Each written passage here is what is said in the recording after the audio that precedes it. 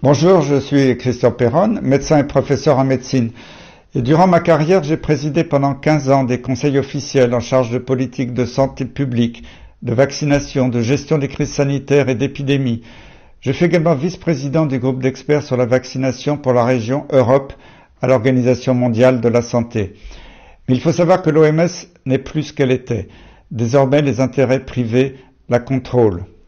Un traité de pandémie va être soumis au vote le 24 mai prochain lors de l'Assemblée mondiale de la santé de l'OMS.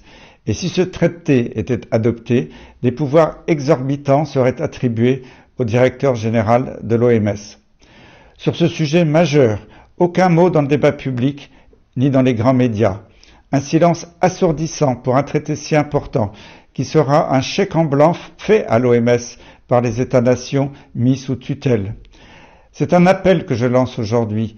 Mes chers amis, depuis maintenant plusieurs années, je vous rencontre, partageant avec vous un combat pour la vérité et la liberté. Et je sais que nous sommes très nombreux à travers tout le pays à chercher par tous les moyens à résister.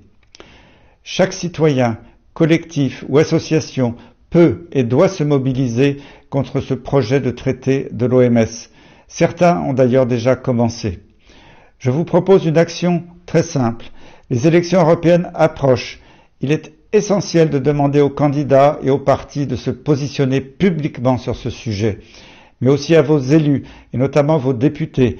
Sont-ils d'accord pour que l'OMS ait un pouvoir contraignant sur les États, pour que les États abandonnent leur souveraineté en matière de santé et d'environnement?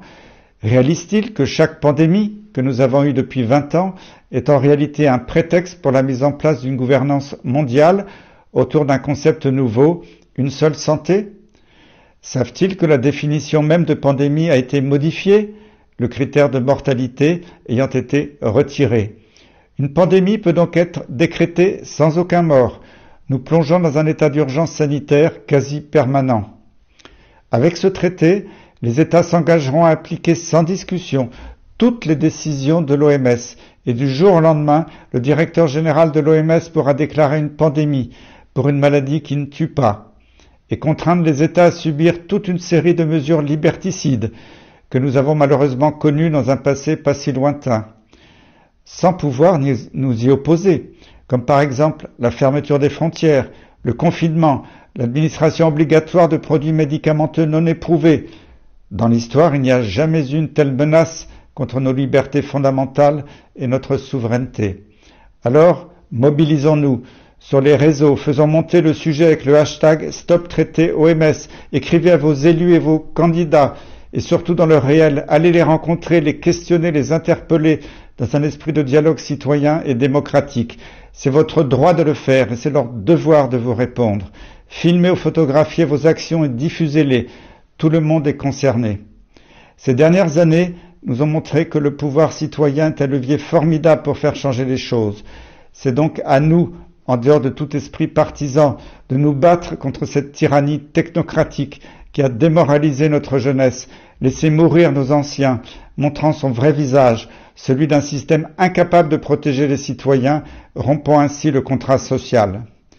L'actualité récente témoigne d'une volonté profonde de la part du pouvoir en place de non seulement limiter la liberté d'expression, mais aussi de la punir pénalement avec la prolifération de projets de loi liberticides, l'un condamnant les médecins qui ne suivent pas les recommandations gouvernementales, l'autre incitant à la délation de propos tenus dans le cadre privé et jugés interdits par les autorités, et enfin la condamnation de toute personne critiquant un membre du gouvernement ou ses actions.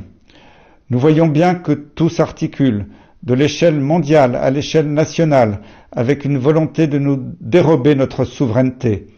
Alors continuons de nous informer, continuons de nous former et continuons d'agir. Je compte donc sur vous tous, pour aller à la rencontre de ceux qui ne savent pas ou qui ne veulent pas savoir. Alors, à vos stylos, à vos mails, à vos rendez-vous avec les élus, avec les journalistes, le temps presse, le combat continue et la vérité triomphera.